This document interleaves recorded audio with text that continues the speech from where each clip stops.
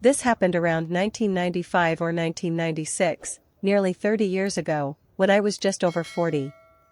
At the time, I was working far from home in a remote mountainous region of central Vietnam, mostly inhabited by ethnic minorities. Each day, my roommates and I had to take a small ferry across the river to get to the farm where we worked. We'd go in the morning and return in the evening. The tiny boat wobbled precariously over the current, and the only familiar face was the local boatman who ferried us back and forth. At first, everything was fine. The locals, though reserved, were kind and welcoming. I thought I had settled into life there, until one particular afternoon. That day, after work, I walked down to the riverbank as usual to wait for the ferry. The sky had dimmed with dusk, and golden sunlight filtered through the dense trees. The boatman hadn't arrived yet, so I leaned against an old tree near the dock, a place I often stood to escape the sun. For some reason, I glanced more carefully at the tree's roots that day. Hidden beneath the thick foliage, I was startled to find a ceremonial offering laid out with great care: a boiled chicken, a boiled duck, neatly arranged dishes and utensils, and, most noticeably, a freshly printed 50,000 dong note, resting neatly atop a plate of betel leaves and areca nut. The bill was newly issued at the time, still crisp and smelling of ink. I stood frozen, uneasy and confused. Who had left offerings at this remote tree? And why was no one guarding them? That bill alone was worth a third of my monthly salary. I looked around, no one in sight. The dirt path was overgrown, utterly silent. Not even the rustle of footsteps or voices. The eerie stillness made my skin crawl. But greed crept in. Despite the unease, I quietly bent down, picked up the money, and slipped it into my shirt pocket. Just then, the boatman arrived. I boarded in silence, not telling anyone what I'd done. That night, I was even generous enough to buy dessert for the whole boarding house. Everyone was surprised, asking where I got the money. I just laughed it off and said nothing about the bill from the offering. A few days passed. Everything seemed normal. Until about a week later. I remember it clearly. I was cooking dinner when a sharp, twisting pain suddenly shot through my stomach. It was so intense I collapsed to the floor, drenched in sweat. At first, I thought I had eaten something bad. But by the next morning, my abdomen had swollen grotesquely, like something was inflating inside me. Terrified, I had a roommate take me to the hospital in town. After an ultrasound, the doctor said there was a large fluid buildup in my abdomen that needed to be drained immediately. They extracted the fluid, and my belly shrank. But within 2 days, it swelled up again, same pain, same bloating. I had to go through this draining process over 10 times in under a month. My body became frail, pale, and lifeless. I felt myself slipping away. One evening, as I returned from the hospital, a group of coworkers came to visit. They looked at me grimly and asked softly, "Did you happen to take something that didn't belong to you?" I was stunned. "What do you mean? I may be poor, but I've never stolen from anyone." Another friend spoke up, this time in a hushed voice. "Did you pick up anything strange? Around here, people often make offerings. If you touch them, you might get cursed with tribal sorcery herb." That word hit me like a lightning bolt. My mind raced. I remembered the 50,000 dong. That day I treated everyone to dessert. I actually found a 50,000 note under a tree near the river dock. Silence fell over the room. One woman whispered, "Oh my God, that's it. That's black magic. Tribal curses are no joke. If you don't make amends, it can kill you." My hands began to tremble. I never imagined a single banknote could invite such a terrible fate. Everyone agreed we needed help, real help. A local friend volunteered to speak to the villagers on the other side of the river, hoping someone could intervene. Days later, he returned with news: I had broken a sacred rule by taking an offering. The only way to survive was to have the village elder perform a ritual to lift the curse. No one else, not even doctors, could help me. When I heard the words village elder, fear surged inside me. I had never witnessed such a ritual before. But I had no choice. Early one morning, the locals led me deep into the forest, hiking for over an hour into the village. They translated for me, as the elder did not speak Vietnamese. He was a tall, dark-skinned man with fierce, intelligent eyes. He looked at me once and nodded solemnly. The curse has taken hold. Through the interpreter, he told us to prepare 20 liters of rice wine, 6 young hens, and 100 chicken eggs. No one hesitated. We scrambled to collect everything. When all was ready, the elder arranged the eggs in a giant circle on the ground. I was told to stay back, outside the ring. Then he began chanting in a language I had never heard before. Each incantation made me colder, dizzier, like the air itself was turning heavy. Suddenly, he picked up the live chickens and threw them one by one into the circle. At first, they flailed and screeched. But within minutes, all 6 lay completely still, as if they had been sucked dry. He kept chanting, then began cracking open the eggs. Each one broke, but there was nothing inside. No yolk. No whites. Just empty shells. The elder nodded, satisfied. Through the translator, he declared, "The spirits have accepted the offering. The debt of 50,000 dong is paid." He warned me sternly. "From now on, no matter what you see lying on the ground, never pick it up. If it was placed there as an offering, touching it is like inviting death." I returned to the boarding house shaken. But over the next week, my pain faded. My belly returned to normal. No more hospital visits. No more fluid. I recovered completely, as if by miracle. I quit my job soon after. No matter how much people begged, I never set foot near that place again. Even now, when I remember those 6 live chickens turning into bear skeletons within minutes, a chill runs down my spine. To this day, whenever someone asks me if I believe in curses or black magic, I just look at them and say quietly, I didn't believe it, until it happened to me.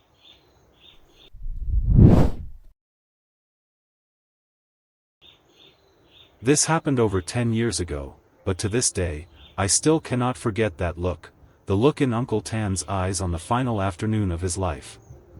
Uncle Tan was our neighbor, very close to my father.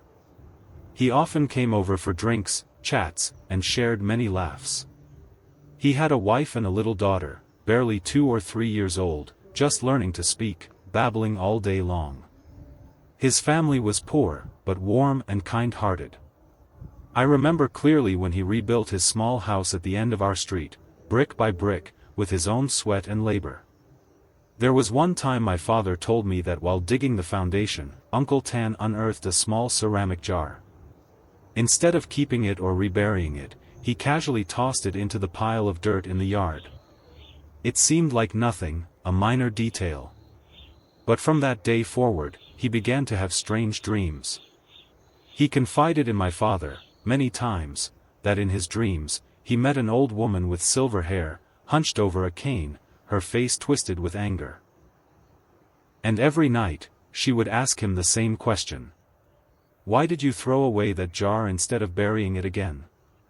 That line repeated again and again, night after night.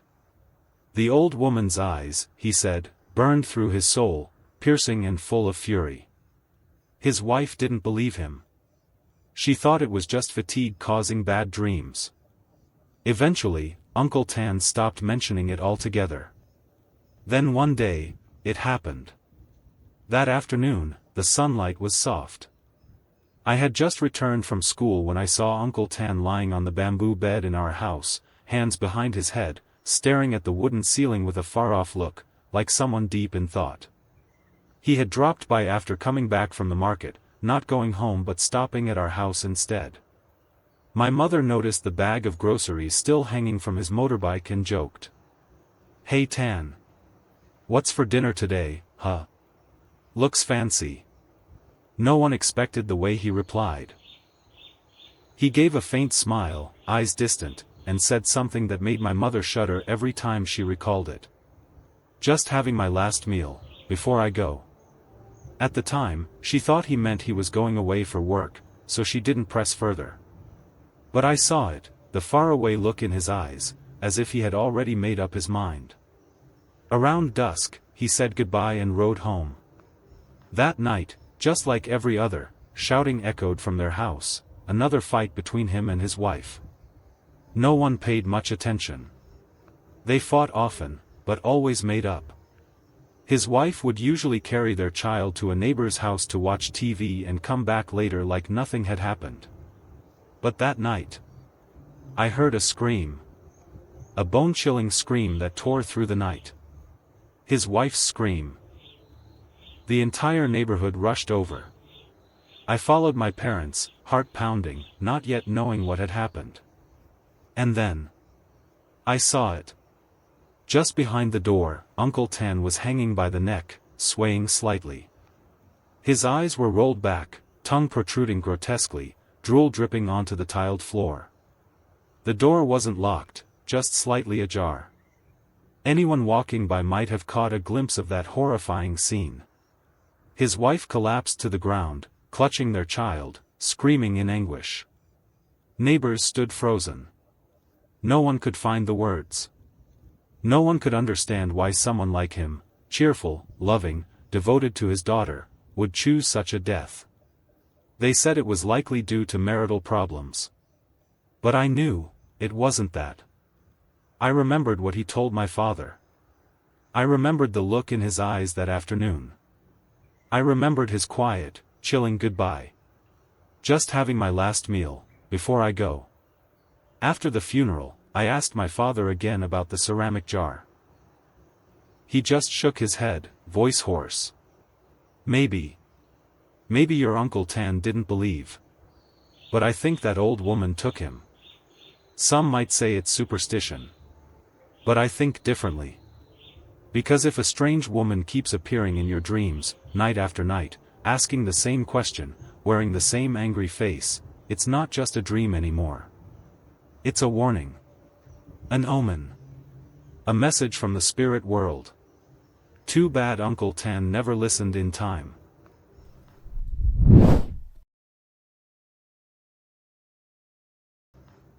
Even now, whenever someone brings up the incident in the village beyond the fields, I still get chills down my spine. Some stories, even after more than 20 years, linger like they happened just yesterday. It happened to a family we knew. Their eldest son went to school with me, we occasionally played soccer together. He was a quiet kid, polite and soft-spoken, always bowing his head respectfully to elders. His family was poor and unfortunate.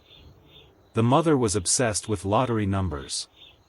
I once passed by their house and saw her sitting on the porch, clutching a crumpled paper covered in scribbled numbers, mumbling like she was chanting a spell. The father was a hopeless drunk, he drank all day and passed out like a corpse. That evening, the father came home drunk earlier than usual.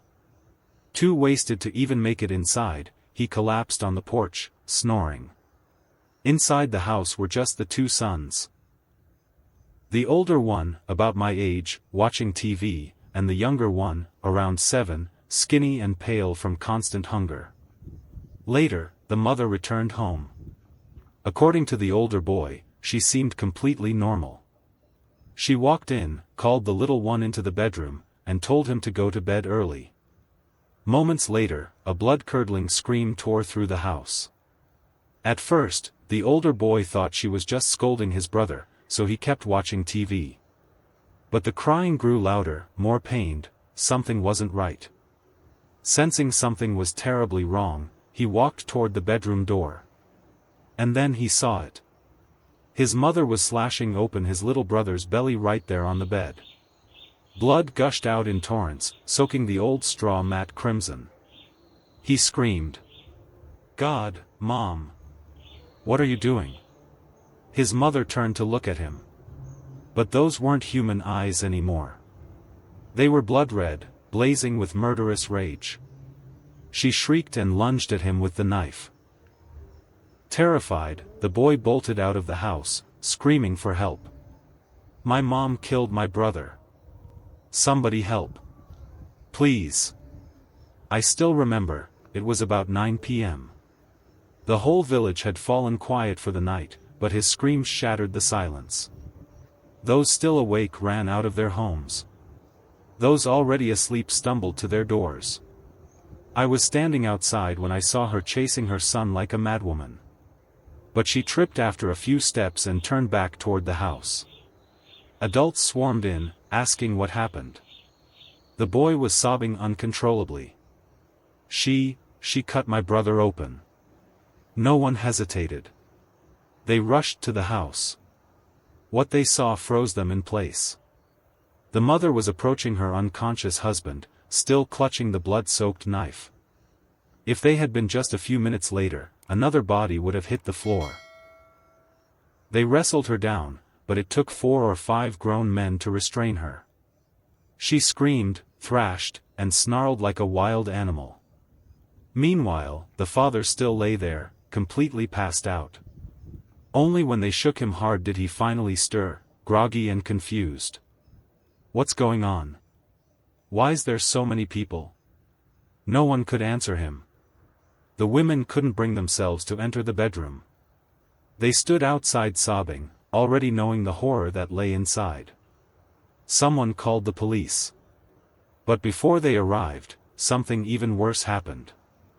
As everyone stood gathered outside, the mother took her own life right then and there. No one saw where she got it from, but somehow she'd found a shard of broken mirror, and with it, she slashed her own throat. Blood poured once more, this time from herself. She died instantly. The case was closed swiftly. Authorities concluded that the mother had suffered a sudden psychotic break, committed murder, then suicide. The father was ruled out as a suspect. As for the older boy, he survived, but he was never the same. His face turned blank, emotionless. He stopped smiling. Stopped talking. Dropped out of school within months. Later, the rumors started to spread. Among the crowd who came to see the scene that night was a spirit medium from a neighboring commune. She stood watching for a while, then shook her head and sighed. All this, because of lottery numbers. People gathered around, asking what she meant. She explained that the mother had once gone to a haunted shrine on the edge of the village to divine lucky numbers. That shrine had long been abandoned, no incense, no prayers, and had become a haven for wandering spirits. If one didn't perform the offerings properly, it was easy to become possessed. She said, "It's in her now. The spirit that entered her, it's hungry for livers. 3 of them. The little one was the first. If the older boy hadn't run, the other 2 would have followed." Some believed it and shivered. Others scoffed nervously. But no one could explain how the mother was completely normal before, then turned into a killer, then ended her life without hesitation, as if something had commanded her. I still don't know what was real and what was rumor. But I do know this: after that night, no one dared speak of lottery numbers in that area again. The old shrine was torn down. Villagers avoided even looking in that direction when passing by. And me? Every time I think of that night, I still feel my liver go cold.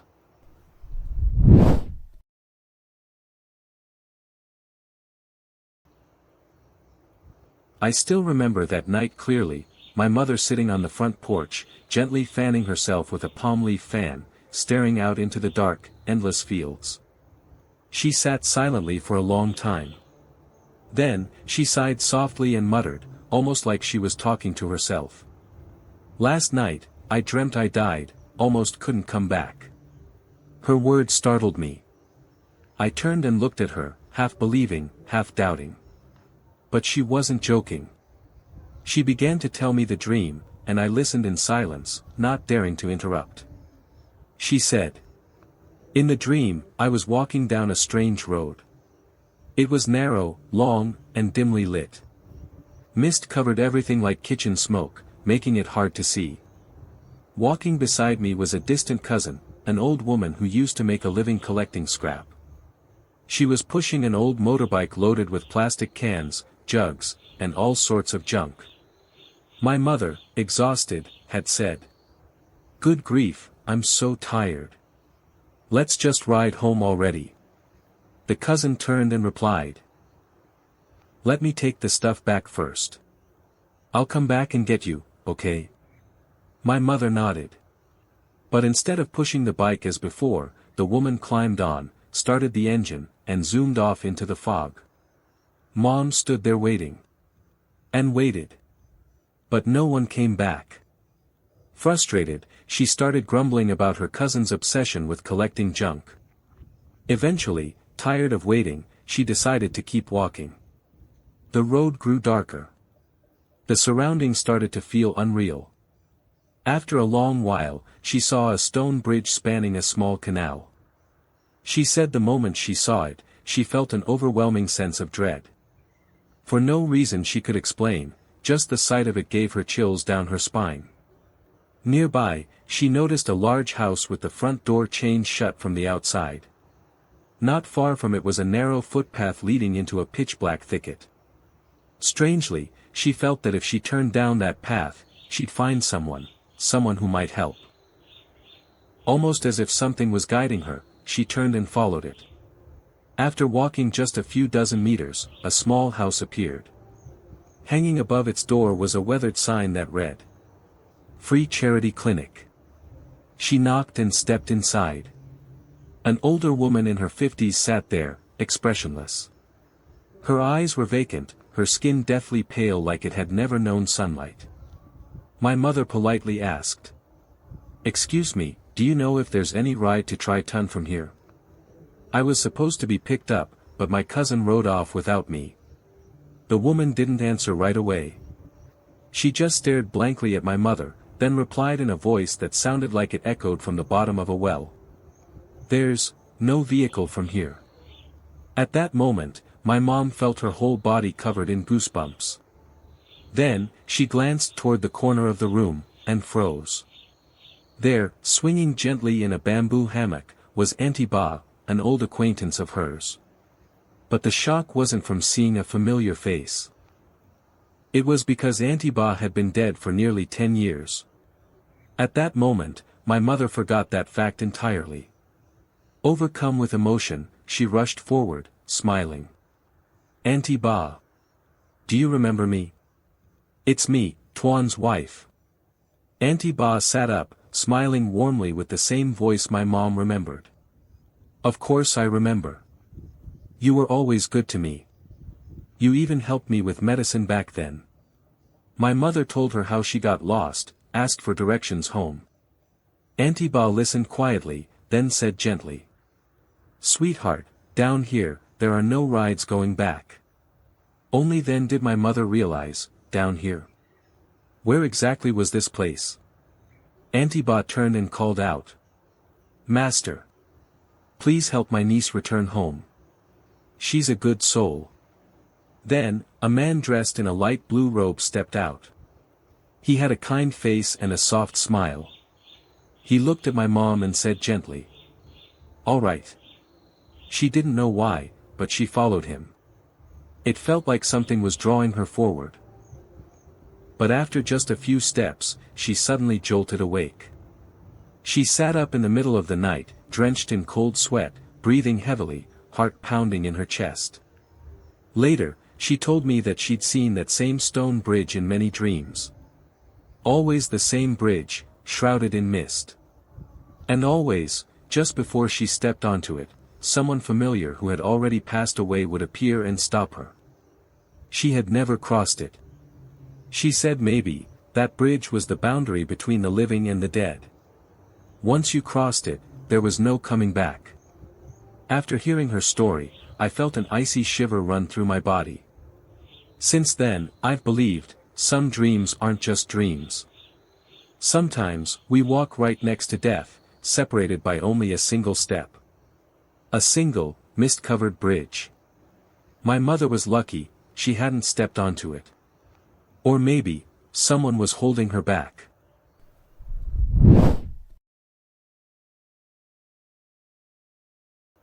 There are nights when the wind howls, the altar light flickers dimly in red, and I find myself remembering the nights my mother used to tell ghost stories. Each of her tales carried its own haunting weight, but one in particular, from when she was still young, still sends chills down my spine whenever I think about it. Back then, my mother used to travel with my grandfather, Uncle Ba, and some villagers to work as seasonal rice harvesters. Everything was done by hand, so they hired many workers. Each trip lasted days or even weeks, and they had to pitch tents and sleep out in the open fields. She recalled one trip where the group set up camp in an abandoned field, land no one had cultivated for years. That first night, the sky was pitch black. The wind howled through the thin rubber sheet roofs, and everyone, exhausted after a long day under the sun, quickly fell asleep. My grandfather's tent was pitched right next to my mother's. In the middle of the night, she was startled awake by strange noises coming from the next tent. It was my grandfather, thrashing, kicking wildly, screaming, "Ghost! Is it a ghost? What do you want from me?" Uncle Ba jumped up and shook him. "Dad, what are you doing?" My grandfather sat up, drenched in sweat, then just lay back down and fell asleep like nothing had happened. My mother was spooked, but figured he must have had a nightmare. But before she could settle back in, screams erupted again, this time from several other tents. It was like a chain reaction, each tent echoing the next. People were shouting, kicking, cursing in terror. The next morning, the whole group gathered, their faces pale. That's when they realized it wasn't just my grandfather. Many others had also been haunted. One man said that while he slept, a towering old man with a terrifying face appeared in the darkness and grabbed his leg, dragging him out of his mosquito net while shouting, "Get out! This is my land." My grandfather later said he heard a voice in the wind. "Hey, you there!" When he opened his eyes, he saw a tall, lanky old man with a greenish face and two fully white eyes staring at him from just outside the net. My mother said my grandfather never forgot that face for the rest of his life. But he wasn't the type to scare easily. He cursed back, "Damn ghost! I'm sleeping here. What can you do?" Then he kicked the ghost. And that's when something strange happened. Each time he kicked it, the ghost shrank. From towering and huge, it got smaller and smaller, until it vanished like smoke. The second night passed peacefully. No one was disturbed. They thought it was over. But on the third morning, true horror struck. As usual, around 5 a.m., most people were up and preparing to head out to the fields. A few stayed back to cook breakfast. As the group left, the cooks noticed one tent still had someone curled up under a blanket. They assumed the person was sick. As they approached to check, the blanket slowly pulled back, revealing the face of a woman in her 30s, the wife of one of the workers. But what terrified them were her eyes. They darted side to side wildly, whites fully visible, like someone completely disconnected from themselves. One person stepped back and whispered, "She's possessed." Immediately, they ran to the fields to fetch the others. When they returned, the woman was sitting up, face twisted, eyes rolling continuously, glaring at everyone like she wanted to devour them. Her husband, my grandfather, Uncle Ba, and some of the braver men entered. The others, especially the women, were too frightened to get close. Some even began packing, afraid the spirit would jump to them next. The men tied her limbs with her own bra, a folk method to weaken spirits. Someone brought in a rusted knife, smeared it with lime, and waved it before her while shouting, "Get out! Why did you possess her?" The woman began to speak, but it was no longer her voice. It was a raspy, menacing man's voice. "Damn you! I already warned you. I told you to leave. You dare sleep here. This is my land. I said it's mine, and now you even dare tie me up." Everyone froze. That was the ghost my grandfather had seen. They pleaded with the spirit, apologized, promised to leave. But the ghost screamed again. "You tell me to leave, but you tie me up. How the hell am I supposed to go? Untie me. Now." Shaking, her husband untied her. As soon as the ropes were undone, the woman collapsed, unconscious. A few minutes later, she woke up. Her eyes returned to normal. Her face looked dazed. She remembered nothing. No one dared stay another minute. The whole crew packed up and moved to another field far away. Later, when they spoke to locals, they were told, "You set up camp in that swampy area? Are you nuts?" That place, an old man died there in a terrible way. They say he became a demon. Anyone who sleeps too close gets haunted. When my mother finished the story, she leaned back against the wall and fell silent. I, on the other hand, was covered in goosebumps. Some things don't need scientific explanation. They just are. They lie there quietly, in the fields, beside the canals, in the makeshift tents of poor harvesters. And I believe somewhere out there that vengeful spirit still waits for someone brave enough to kick it again.